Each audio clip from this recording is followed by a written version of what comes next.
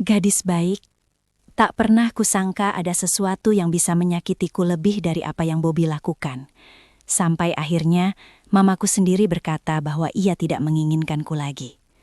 Saat ia berteriak, "Kamu bukan anak mama lagi." Bukan hanya suaranya yang pecah, melainkan seluruh duniaku ikut runtuh.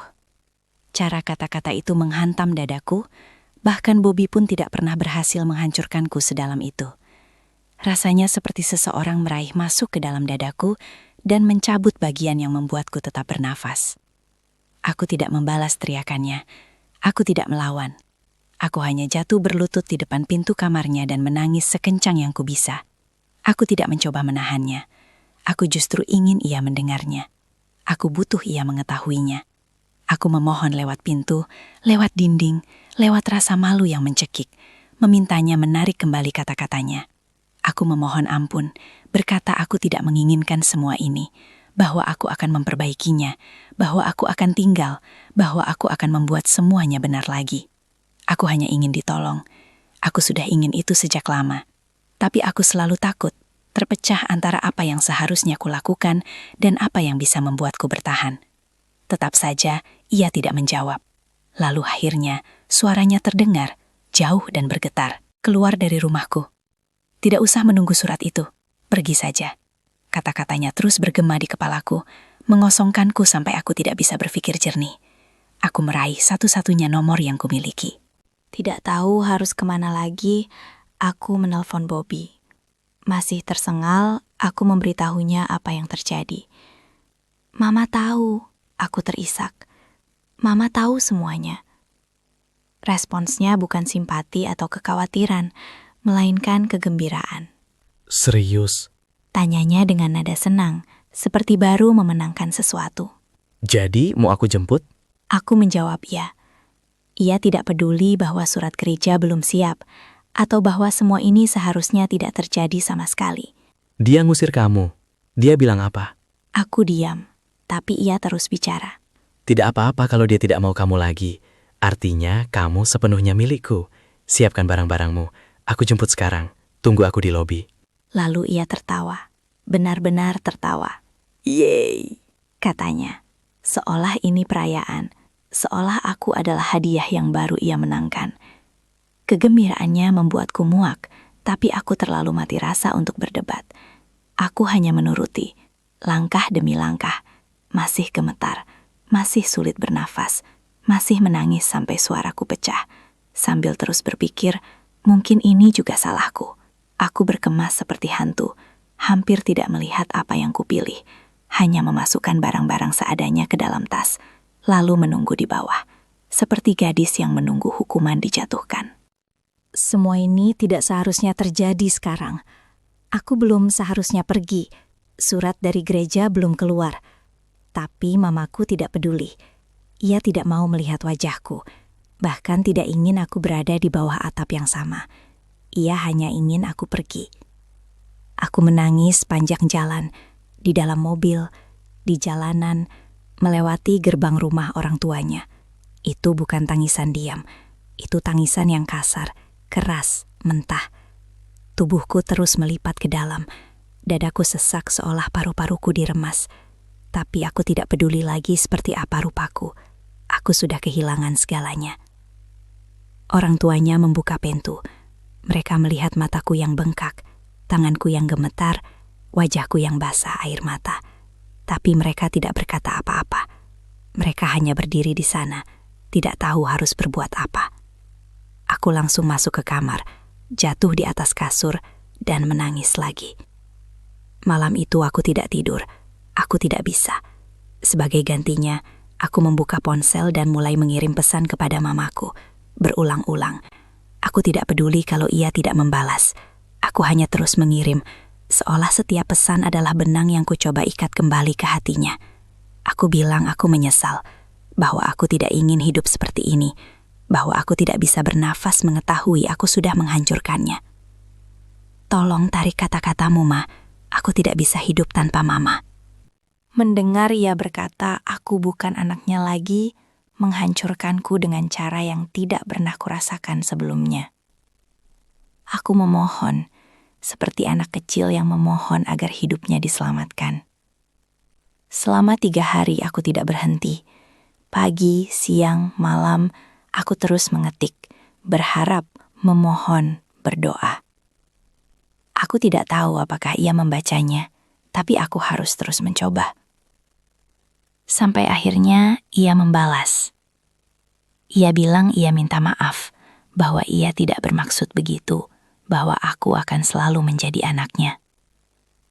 Dan saat itu juga, aku bisa bernafas lagi. Tidak sepenuhnya, tapi cukup untuk bertahan hidup. Bobby menyadari perubahanku, dan ia tidak suka. Saat aku hancur, diam, tanpa siapapun, ia tenang. Ia tersenyum. Ia berkuasa. Tapi saat aku mulai punya sedikit saja koneksi kembali dengan mamaku, ia mulai tegang, dingin. Dia bukan ibu yang baik. Ibu yang benar tidak akan melakukan itu pada anaknya. Dia cuma mau kamu kalau kamu bisa cari uang lagi. Dia mau milikimu. Itu sebabnya dia pura-pura sayang lagi. Aku sudah bilang dari awal, kamu bukan anak mereka. Kamu sapi perah mereka. Sekarang kamu tidak kerja buat mereka, mereka selesai. Aku menatap dinding, membiarkan kata-katanya membusuk di kepalaku. Sebagian diriku tahu ia memutarbalikkan kebenaran lagi, tapi sebagian lainnya, yang masih berdarah dan belum sembuh, tidak punya tenaga untuk melawan. Belum. Rumah itu kecil, sederhana, di kota kecil yang tenang, jauh dari tempatku dulu tinggal. Bukan hanya Bobby dan orang tuanya, ada juga kakak perempuannya, suaminya, anak mereka yang masih balita, dan 1 asisten rumah tangga yang sudah tinggal di sana. 7 orang sudah cukup padat, dan kini aku menjadi yang ke-8. Meski penuh, rumah itu tidak seramai yang kubayangkan. Semua sibuk dengan urusannya masing-masing. Ayah Bobby pendiam dan sederhana, tipe pria yang tidak banyak bicara dan tidak menuntut apa-apa. Kakaknya sibuk dengan keluarga kecilnya, sering terdengar bertengkar pelan dengan suaminya, tapi mereka tidak pernah ikut campur urusanku dengan Bobby. Asisten rumah tangga itu lembut dan sopan, sudah tua dan terlalu baik untuk rumah yang seperti ini. Kadang aku melihatnya mengusap punggungnya yang sakit sambil bergumam tentang gajinya yang terlambat dibayar. Hatiku hancur melihatnya masih bekerja di usia seperti itu, seperti arwah kelelahan yang berkeliaran di rumah itu. Jujur, satu-satunya yang terasa aneh hanyalah ibu Bobby. Tubuhnya kecil dan menua, tapi ada sesuatu yang terasa dibuat-buat, seolah setiap gerakannya dipentaskan, bahkan saat tidak ada yang menonton. Cara ia bicara, cara ia bergerak, semua terasa seperti akting. Ia mengingatkanku pada ibu tiri Cinderella. Hanya saja ini bukan rumah mewah, ini rumah sempit di pinggiran kota, dan tidak ada pangeran yang akan datang menyelamatkanku. Hari-hari mulai kabur, melebur satu sama lain. Saat itulah rutinitas dimulai, dan bersamanya aturan-aturan. Aku tidak terbiasa tinggal dengan orang asing, tidak terbiasa bangun pagi dan langsung melihat wajah-wajah yang tak kukenal. Dan aku jelas tidak terbiasa tersenyum saat aku ingin mati di dalam. Tetap saja, aku berpegang pada satu harapan kecil, bahwa sekarang mamaku sudah memaafkanku, mungkin aku bisa menemuinya lagi walau sebentar. Jadi aku bertanya, pelan, hati-hati, aku boleh ketemu mama? Serius? Berapa lama mereka menjauhkan kamu dari aku? Hah? Berapa bulan mereka sembunyikan kamu seolah aku kriminal? Aku diam. Aku tidak tahu harus bilang apa. Ia mendekat, suaranya rendah dan tajam. Sekarang, giliran mereka. Air mataku jatuh. Tapi itu tidak adil. Kenapa aku yang terus dihukum? Ia mengangkat bahu. Mereka yang memulai. Lalu suaranya melunak, seolah memberi ampunan. Suatu hari nanti, kalau kamu jadi anak baik, kalau kamu patuh, mungkin suatu hari kamu akan mendapatkannya. Jadi aku mencoba. Aku ingin membuktikan bahwa aku anak baik. Aku ingin ia melihatnya. Aku ingin semua orang di rumah itu melihatnya. Mungkin kalau aku melakukan semuanya dengan benar, ia akan mengizinkanku bertemu mamaku lagi.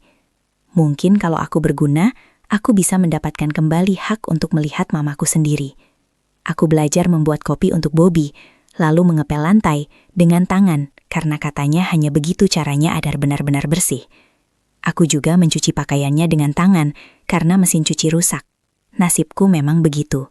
Aku masih ingat, pada pertama kali kulakukannya, tanganku berdenyut-denyut berjam-jam. Sakit sampai ke tulang. Setiap gerakan terasa berat. Tapi aku berkata pada diriku untuk terus bertahan. Karena mungkin ini jalanku kembali. Mungkin kalau aku cukup baik sebagai istri, aku bisa melihat mamaku lagi. Saat ibunya melihatku kesulitan, ia tersenyum dan berkata, "Nanti kamu terbiasa. Kamu harus belajar jadi istri yang baik. Lagi pula, pembantu kami sudah tua. Dia butuh istirahat." Aku ingat berpikir, maksudnya apa? Apa aku disuruh menggantikan asisten rumah tangga? Tapi memang benar, asisten rumah tangga itu sudah tua. Hampir setiap hari kulihat ia menunduk di meja setrika, tertidur di tengah pekerjaan karena terlalu lelah untuk tetap sadar. Ia jarang bicara, hanya berpindah dari satu tugas ke tugas lain. Tubuhnya bergerak otomatis, seolah rumah ini juga sudah menguras jiwanya. Awalnya aku hanya mencuci pakaian Bobby dan punyaku, tapi kemudian ada yang menambah beberapa potong baju. "Tolong sekalian ya, ini juga kalau tidak keberatan." Sebelum kusadari, aku sudah mencuci pakaian orang tuanya juga. Untungnya kakaknya masih punya sopan santun untuk mencuci baju keluarganya sendiri di tempat lain. Itu satu-satunya kebaikan kecil di rumah yang semakin hari semakin membebani bahuku. Asisten rumah tangga itu masih ada, tapi tugasnya makin sedikit. Sekarang ia hanya menyetrika. Sisanya mencuci, melipat, membersihkan, entah sejak kapan semua jadi tanggung jawabku. Seiring tugasku bertambah, tubuhku mulai menyerah. Saat pertama kali aku tiba di rumah Bobby, aku sedang haid. Awalnya kupikir wajar, datang tepat waktu. Tapi hari-hari berlalu dan tidak berhenti. Darahnya terus keluar. Aku tidak merasa sakit, hanya bingung. Setiap pagi aku bangun berharap akan selesai, tapi tidak pernah. Hari demi hari, pendarahan itu terus berlanjut. Aku berusaha mengabaikannya, berkata pada diri sendiri bahwa sebentar lagi akan berhenti. Tapi kekhawatiran kecil mulai tumbuh di belakang pikiranku. Aku merasa pusing, lemah, seolah tubuhku tidak sempat pulih. Tetap saja aku tidak bilang apa-apa. Aku tidak tahu harus bagaimana. Jadi aku terus bergerak, tersenyum saat harus, membersihkan, melipat, menyajikan kopi untuk Bobby, seolah semuanya baik-baik saja. Sambil diam-diam bertanya, kenapa aku belum juga berhenti berdarah. 2 minggu kemudian, Bobby mulai kesal. "Kamu masih aja berdarah?" Tanyanya, mengernyit. Bukan karena khawatir, tapi karena terganggu, seolah rasa sakitku adalah ketidakpatuhan tubuhku padanya. Aku berpegang pada apapun yang bisa mengingatkanku pada kasih, bahkan jika hanya berupa kata-kata di layar. Setiap malam sebelum tidur, aku membaca ulang pesan mamaku. "Kamu akan selalu jadi anak mama." Entah sudah berapa kali ku baca, mungkin 100 kali, menggenggamnya seperti bukti bahwa ia masih mencintaiku. Tapi setiap pagi, saat aku membuka mata dan melihat Bobby di sebelahku, tubuhku kaku. Setiap kali aku lupa di mana aku berada, lupa dengan siapa aku tidur, jantungku tersentak sebelum pikiranku menyusul. Oh, ya, tubuhku tidak pernah terbiasa bangun dengan dia di sampingku, dan kurasa tidak akan pernah bisa. Itu berlangsung berminggu-minggu. Setiap kali aku tersentak bangun, Bobby makin kesal. Ia menghela napas, memutar mata, bergumam. Masih aja? Kamu yakin ini bukan cari perhatian? Tapi seberapapun aku diam atau ketakutan, itu hanya membuatnya makin memperkuat cengkramannya. Di antara semuanya, aku terus menunggu saat di mana ia akan berkata aku sudah cukup baik, bahwa aku boleh ketemu mamaku. Tapi itu tidak pernah datang. Ia terlalu sibuk memainkan gitar listriknya di kamar sebelah, keras sampai dinding bergetar. Ia tidak terburu-buru membiarkanku pergi. Ia tidak perlu, aku sudah di sini. Ia sudah menang, aku miliknya. Ia sudah mendapatkan apa yang diinginkannya, dan ia paling bahagia saat aku hancur, karena disitulah ia merasa paling berkuasa. Ia menyukaiku saat aku tidak punya lagi tenaga untuk melawan. Tetap saja aku bertahan pada sisa kecil harapan terakhir. Tapi semakin keras aku mencoba membuktikan bahwa aku anak baik, semakin aku sadar akan sesuatu yang menakutkan. Apapun yang kulakukan, sebaik apapun aku berusaha, tidak pernah cukup, karena ibunya Bobby selalu menyanjungnya seolah ia sosok yang tak boleh disentuh atau dikritik. Kadang aku merasa ia lebih takut aku mempermalukan anaknya daripada apapun. Pernah suatu kali ia melarangku keluar rumah tanpa bedak dan lipstik, bahkan hanya untuk menyerahkan handuk ke Bobby yang sedang bermain basket di depan rumah. Apa kata orang nanti? Lain waktu, baru saja aku bangun tidur, ia menatapku dan berkata, Untung fans kamu gak lihat kamu sekarang. Pasti kaget. ia tersenyum seolah bercanda, tapi tidak terasa seperti lelucon. Rasanya seperti pengingat bahwa bahkan setengah sadar pun aku sudah gagal, karena di matanya aku tidak boleh terlihat nyata. Dalam dunianya, ini bukan tentangku, ini selalu tentang dia, tentang menjaga citra anak lelakinya. Suatu sore, saat tamu datang, ia tiba-tiba mengambil pel dan mulai mengepel lagi, tepat setelah aku melakukannya. Ia tidak berkata apa-apa, ia hanya mengepel perlahan, sengaja, di depan tamu-tamu itu. Aku merasa malu, yakin mereka mengira aku tidak melakukan apa-apa, sementara perempuan tua itu bekerja sendirian. Pelan aku bertanya, kenapa dipel lagi? Tadi pagi aku sudah bersihin. Ia tersenyum dan berkata, oh iya, gak kelihatan kok. Padahal ia melihatku melakukannya pagi itu. Senyumnya sudah cukup menjelaskan semuanya. Ternyata bukan hanya Bobby yang ingin membuatku kecil. Saat itulah aku sadar, mimpi burukku baru saja dimulai.